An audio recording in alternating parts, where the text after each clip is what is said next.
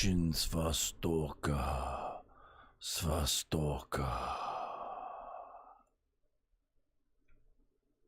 Welcome to the pregame analysis of ASL SKills Scenario S6. Here we have Released from the East, as you had seen right in the beginning of the game. The situation here is in Russia. Looks like the 78th Infantry from 6,000 miles away in Siberia has been dispatched to Eastern Russia to take back this historic town from the Germans.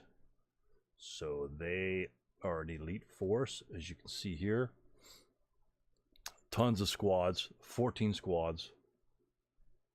Decent leader ratio for the Russians. A various array of support weapons. To the Germans, 9 squads. Good leadership, 9-2, very strong leadership, 8-180, good supportive leadership.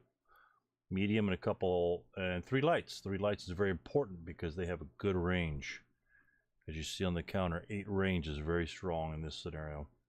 So, scenario conditions are the Russians win at game end if they control at least 2 of the following buildings. So they need 2 or 3 of these buildings. Russians move first, but the German sets up first.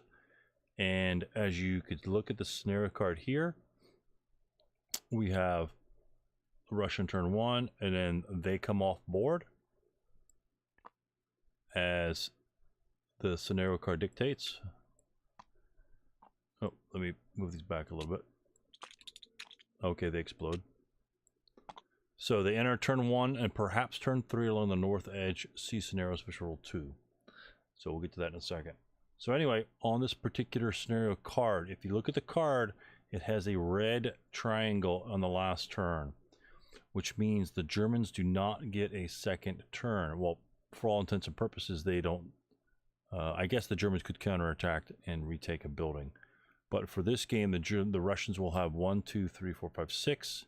But the Germans will only have 5 turns in order to react to the Russians. So the Russians get the final full player turn of the game. So let's go take a look at the board and find those big buildings. R2, L6, and D3. So you can probably guess which buildings they are. R2 is here.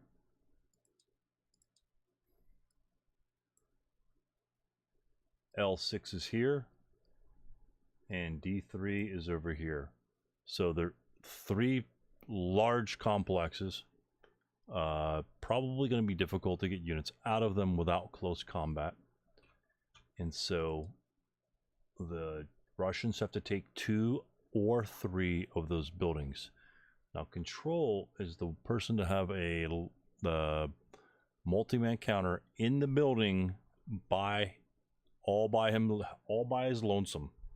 So if the Germans don't start anybody in those buildings and the Russians simply enter the building with a multi-man counter, they will consider to have controlled the building.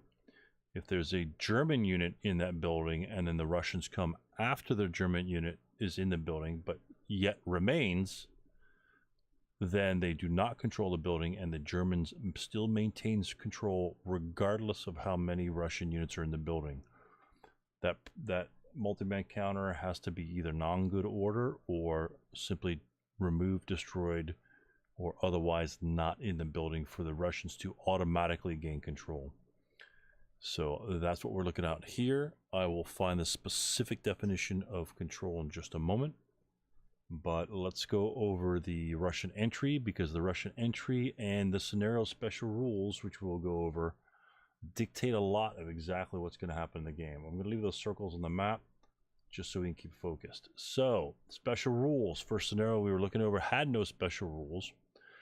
Scenario 6 has a couple, 3 special rules, and each one of them is actually rather interesting, to be honest with you.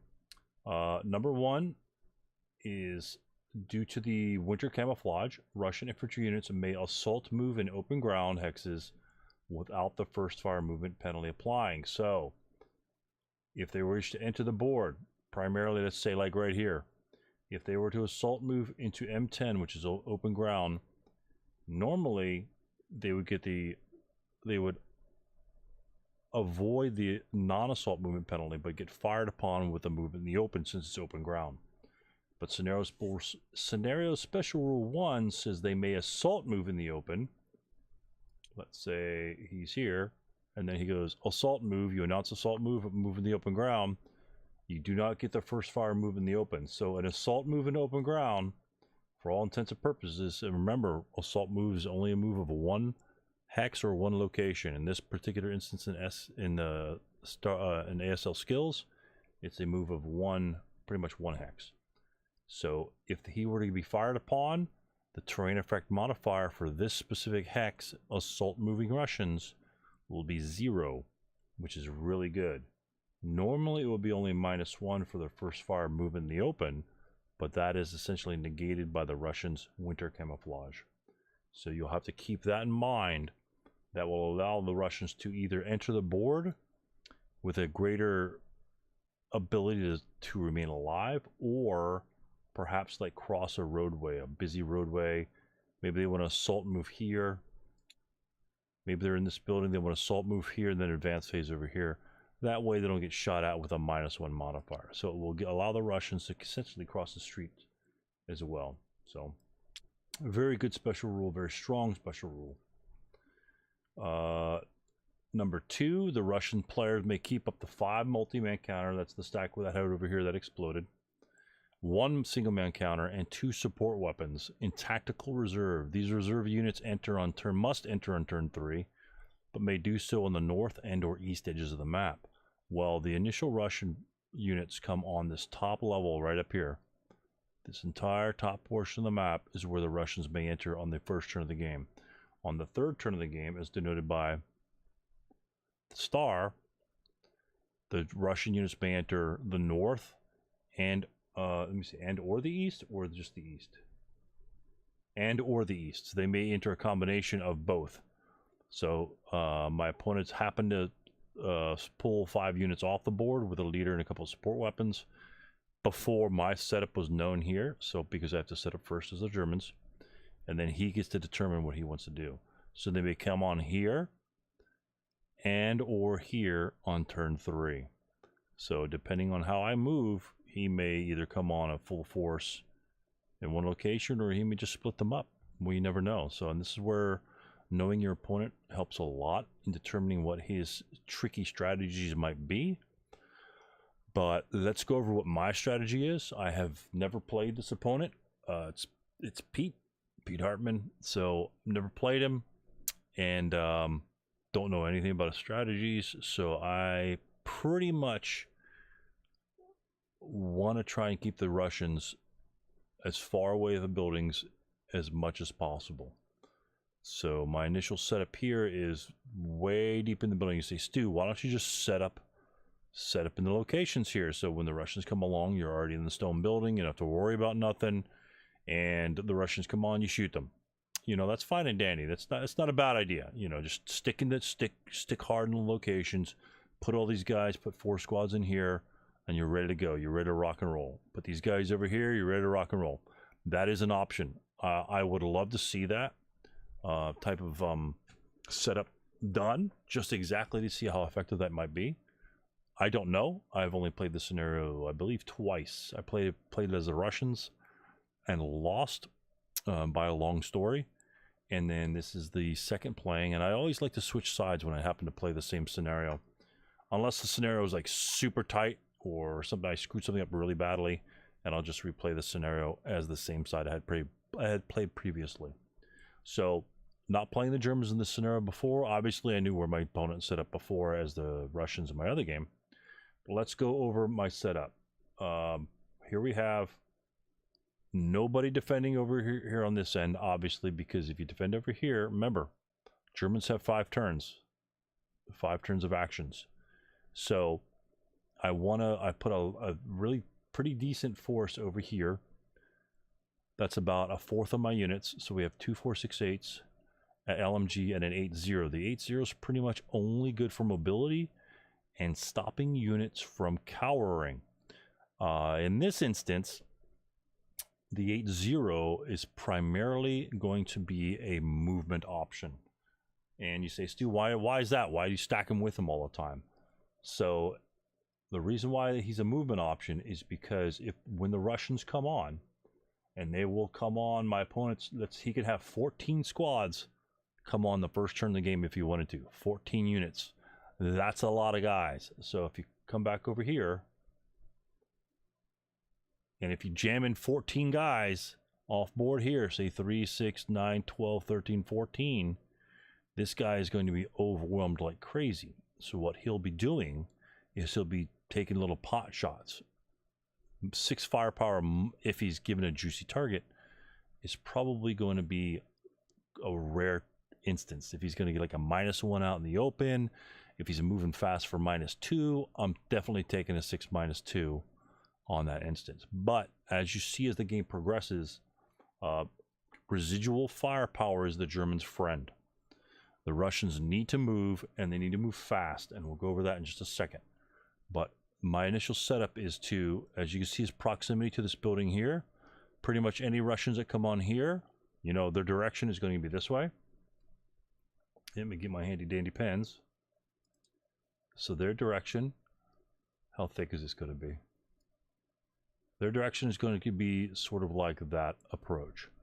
So if he's coming through there or coming through here, my units can move quickly left or right. You know, they can move to down this location here and these buildings here in case he's far coming this way. I can move here to intercept these units down the road. You see that road goes very far, and guess what? My German units have a range of 6. 1, 2, 3, 4, 5, 6. So they can cover the entire way down here.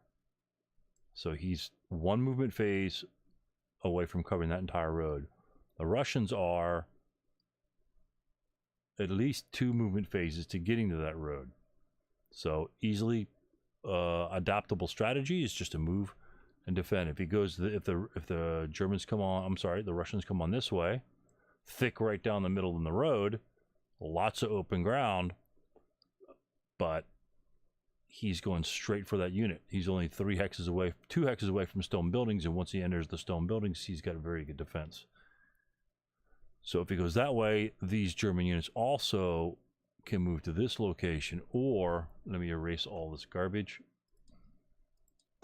or they can simply move back maybe in this location. If the Russians come on heavy here, they might get a couple shots off in defensive first fire. Maybe here, here, here, and here. A couple easy shots, maybe here and here, depending on what the Russians do. And then normally, if the Russians are grouped in a large congregation of units, they can fire back with a decent amount of firepower. And you can see the terrain that this unit is in. He's not in a stone building. He's going to be in +1 terrain, because that's just simply woods with a little woods road moving into it. If I moved him here, if I'd set him up here, he couldn't cover U10. This way, these units can cover both these buildings. Every single one of these hexes. And then further down over here, because they have 6 range and 8 range, 1, 2, 3, 4, 5, 6, 7, 8. The LMG can fire the whole way over here. So that single unit, single location can fire at all those enemy locations there. So let's eliminate this mess right here that we got going. And so take a look at the 4, 6, 8 in the middle. He's essentially the intermediate between these guys. These guys are my flanks. I put a strong force in the flank because they can always pinch your movement. 4, 6, 8 here is probably the most vulnerable, only in terms of getting in close combat early. He has to worry about units coming straight on here. But as you see, he has a flanking group here protecting him. And then the large flanking group over here protecting him as well. These 4, 6, 8s here might not have LOS to this location here, but they certainly have LOS to here and here. So that's a straight line. If you follow LOS from here to there, boom, okay. They can see units here and here that might want to jump into close combat with this unit. they might have that LOS to there. And if they don't have LOS to there, again, there's 2 units. One can fire here, one can fire there, and leave residual, which is great because it's a free attack. And if that doesn't work, then we can look at this unit here. I think the center hex is here. That center hex probably has LOS to there. I'm not sure. I usually don't check LOSs. I just kind of, you become a better LOS checker if you just gauge it.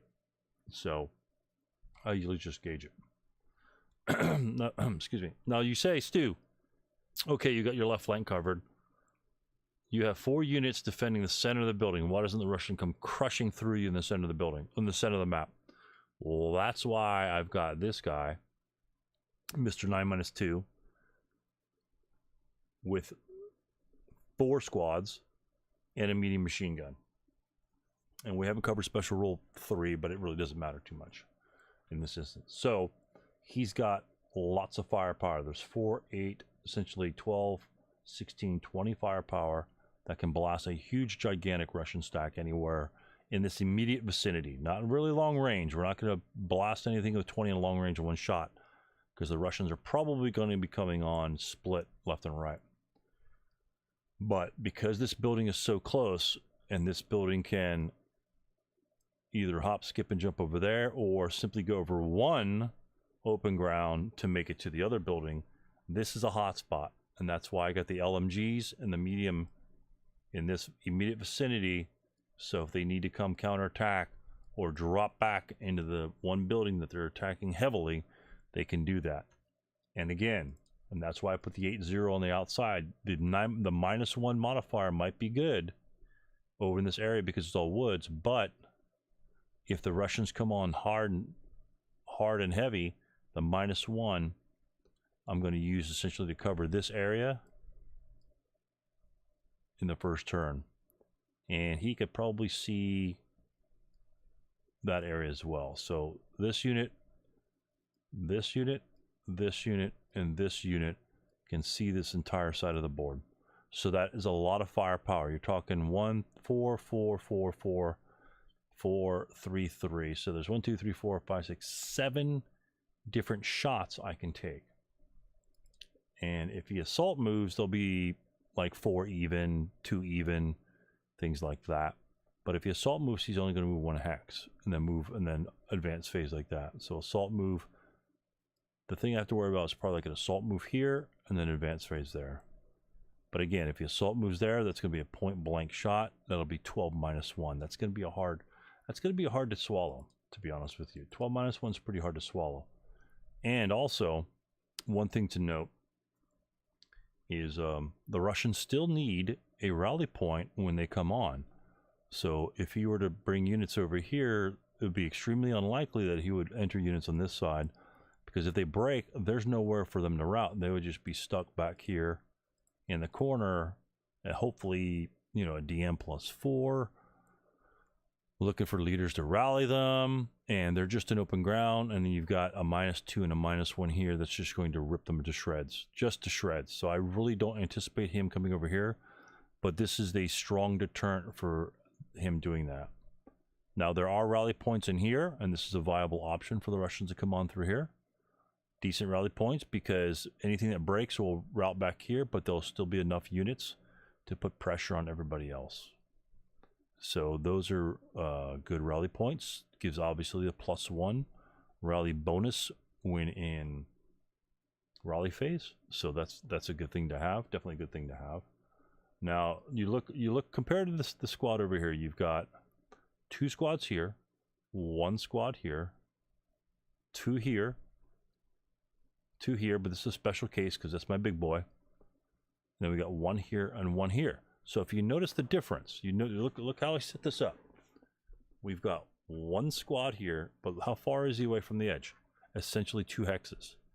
And all of those hexes are open ground. So least likely for the Russians to come on here, so I won't bother in putting more than 1 squad in the single hex. You probably want to split them up anyway. Oh, hold on. Oops, my bad. Let me get rid of that. Yes, erase all lines, go back to the grab. But here's a different story. Because there's cover from off the board directly to my objective, I put essentially my biggest defense right here. That's why the 9-2. This is going to try and crush anything that comes on here. Yes, he can assault move here into N10. Yes, he can assault move into O10. But what I would do then is if he had a ton of units coming on here, and he moved, and I saw them like stacks of 3 units, boom, boom, boom, the whole row sit right here. If he crushed, what I would do is look at his stack. I might not first fire. I probably would first fire. If he doesn't, if he moves them one at a time, I would first fire to you reap the benefits of residual firepower. And if he missed to move them as a large stack, I would fire them instantly. So let's say you've got, let me take these Russians here. Let's see these Russians stack here. And there's 3, 1, 2, 3. So there's a difference. If he comes on and say assault move, okay? I don't know where these guys are going, okay? They might decide to go 1, 2, 3, 4. And then this guy takes a pot shot and he might decide to go 1, 2, 3, 4 right behind him, or 1, 2, 3, 4 and run down the road, something like that. Because he'd already fire, and his subsequent first fire would be at half firepower. So I don't know in what avenue that guy's going to be coming on the board. I can only assume, well, you really don't want to assume anything in squad there, to be honest with you. But if he moves 1 unit there, what I would probably do is fire 1 unit. That would be 8 firepower plus 1, which would mean I would need a 7. Where's my handy dandy chart? 8 firepower plus 1. So if I rolled a 7, he would get a normal morale check. Okay. Sometimes pin test check is very good as well, especially if you think he's going to want to jump at you in close combat. If they're pinned, a lot of times it's worse than being broken, because you can't move, you can't advance. At least broken unit gets to run away. So a lot of times pin is much more disastrous. So let's zoom back. Oops, sorry about that. Let's zoom back into our area. So he moves here, assault moves. I fire with 8 firepower. That will leave 4 residual. Let's find our residual. Sorry about that. It's gonna, here we go. We're just gonna move that up there. And I'm going to increase that.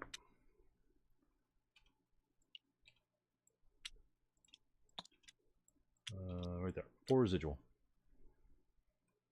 So regardless, let's say he's unaffected. So anybody else, if he were to assault move in there as well, okay, he would get a 4 from the residual, plus 1 for the woods around him, free shot. My unit here would be first fired. Okay, he would not be first fired. Let's get those first fire counters out real quick. So we got 1 first fire. Okay. And the other guy would not be first fired. And again, let's say this was the case where you had another stack that was off board there. He can move that way, or he can come on N10. So in this case, we want to lay down as much residual firepower as possible so we get a lot of free shots. Look at 4 firepower is the same thing, the same firepower that this unit would exert on that exact same unit, but it's for free.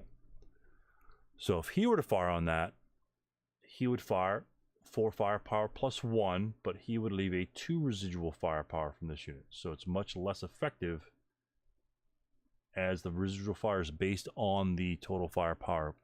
And since he was firing point blank, that would be 8 plus, 8 times 2, or 4 times 2 is actually 8, not 8 times 2. Then that would leave a half residual, which would be 4. So essentially that's a free squad's fire. And then if the next one moved in there, assault move, he would also get attacked by 4 firepower. So this can be very, very useful in slowing down units' movements.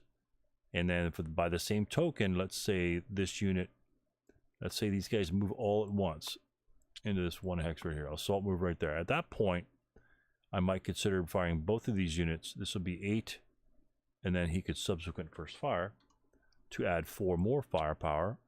Why is it 4? Because it'll be doubled and halved because he's already first fired. okay?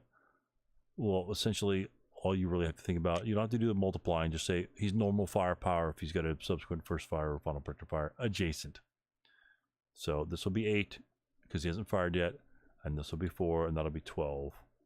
And that would final fire him, and that would first fire him. So 12 firepower plus 1's not bad. If nothing happens with that, and he doesn't have any other units that the 9-2 can fire at, that moved in over here, then he can fire his whole load at 12 firepower minus 1. Why minus 1? Minus 2 leader, plus 1 terrain effect modifier. He assault moves, so he doesn't get the minus 1 non-assault movement. And therefore, I would just rip him to shreds. So, for all intents and purposes, these units here are the vanguard for wanting him to come to this side of the map. These units are the weakest forces. If they come over here, they might be in big trouble.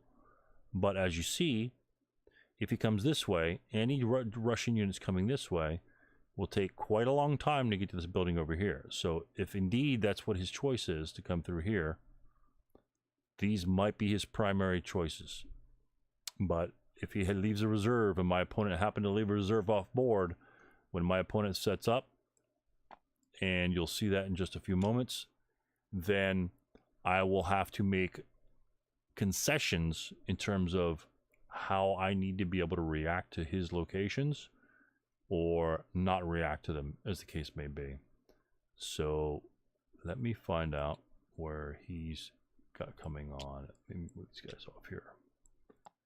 So again, what we're doing is we're setting up to just give us enough shots, fire off as much as possible to just break units. You're not going to kill anybody likely. You're just going to break them because they're all going to be 4 firepower. So 4 firepower plus 1. Hopefully you won't be taking the woods. Hopefully they'll be in the open ground. But if they are, that's fine. And the best thing about being in the stone building, let's say these units moved right here. Let's say the assault moved right there. We got 3 units in there, I believe. Yeah, 3 units. So the assault move here. They survive all fire. Now you say, Stu, that's a lot of units. You're gonna get walloped here in S9 because he's got a bunch of firepower. Well, if you look at it in the advanced fire phase, all these units will be halved. So there's 4, 4, and 4.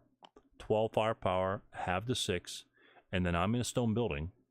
So 6 plus 3 is extremely good. So if you look in the chart, he'd have to roll a 4 just to get a morale check on me. So that's pretty low, pretty ineffective attack. My morale is 8. Most likely I'll survive. I'll make my check, my normal morale check, by rolling a 7 or lower. And a pin doesn't hurt me whatsoever unless he's got other units close. So I can even pin because I'm not advancing in his phase. And unless he has other units adjacent, let's say these units moved here and survived, then that would create a problem for me if I were pinned, because close combat, I will be at a detriment in close combat for the ambush rule. But if they're not there, that 6 plus 3 attack, I'm not concerned whatsoever. So I can either stay there. Most likely I will not stay there. Most likely I would move him back out of LOS. Hopefully that's out of LOS to that unit. It looks like it might clip this. And then these units over here might react. You might come this way if it's out of LOS. What you want to do is you want to remain out of LOS. Let's say they move here and then back this direction. Okay. So the Russian says, oh, great, I got free reign to that building. I'm going to move here. Well, again, we have these units over here to fire. He's got a 4 minus 1. Well, they probably assault move using their special rule. And this unit can also see him. So you see how that works? I'm not in LOS from where he is. So the only thing he can do is move. The only thing he can do is move. And when he does move, if he moves here, that's going to be in the open. If he moves here, that is probably not going to be in the open. Well, it's going to be in the open to these units over here. So I've got that hex covered. If he moves here, it's also going to be covered. And if he moves there, it's going to be moving away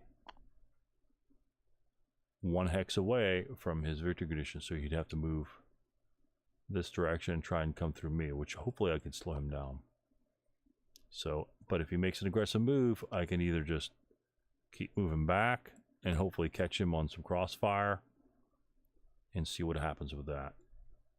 So that's our initial setup. A little bit, pretty much strictly defensive. Hopefully funneling the Russians where we want him to. Again, we don't know if he's going to hold anybody off in reserve.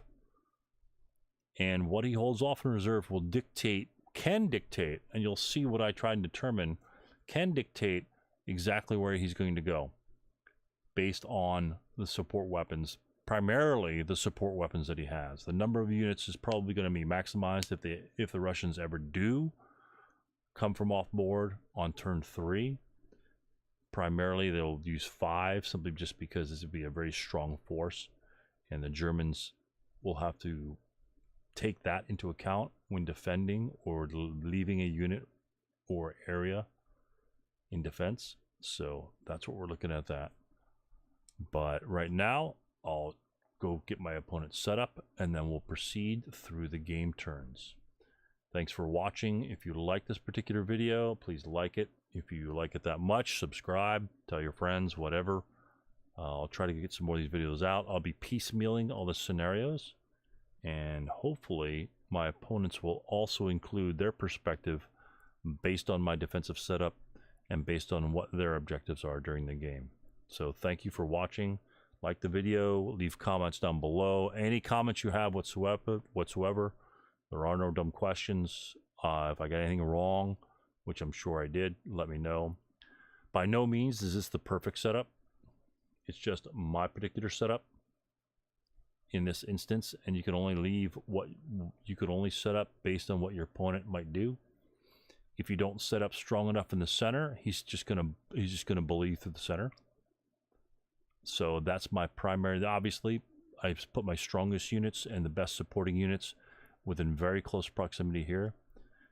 One thing to note, this road bisects the entire map. Okay, the Russians will have a medium machine gun, so all the Russian really needs to do is come on board and set the medium machine gun. I think it's over here. And that's a demo charge. Where's that medium? There we go. Okay, let's move this over here. All he has to do is set that medium machine gun right there, and guess what? 10 hexes, 9 hex range. So any of these German units on this left-hand side, all I have to do is park it there. Just park it. I either have to come attack it, or I have to cross his fire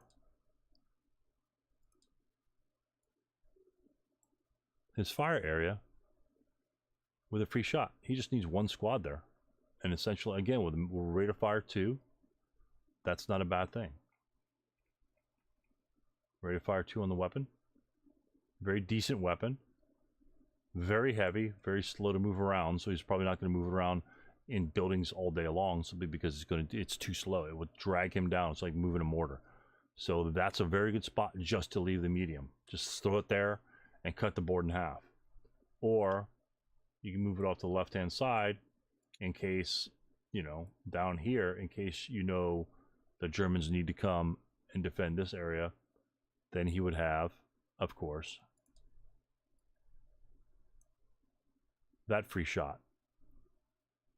Okay, so it's okay to leave guys in the open as long as you can defend them, or they have enough firepower that they can withstand what you have. But again, 8 morale units are pretty strong.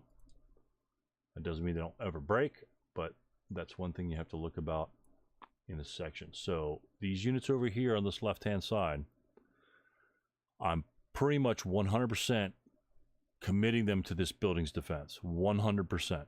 Because he's just going to drop back and drop back. By the time the Russians get here, if he comes from the left-hand side, I really don't want to go across the street, because if he goes to this bottom down there, I may need to have to double back and go back across the street. You don't want to be doing that too often. The Russians have the advantage in this one that they can get across streets much more easily than the Germans, and the morale is very high, and they have the numbers advantage. They have 5 more Russians. They have 5 more squads. Of course, they're Russian. 5 more squads that they can dilly-dally with. They can distract you with, It can make you go in one direction that you don't want to go, so their main force can convince you or go around you, sweep or flank you, and then cause you mayhem on the backside. Again, you don't have forces to cover everywhere. You have to pick and choose your battles. And we'll hopefully see how well this develops. I think it'll be an enjoyable fight, since it's a new opponent I've never played against, and we'll go from there. But again, thanks for watching, and leave some comments down below. Like or hate the video. It's all up to you. Thank you for watching.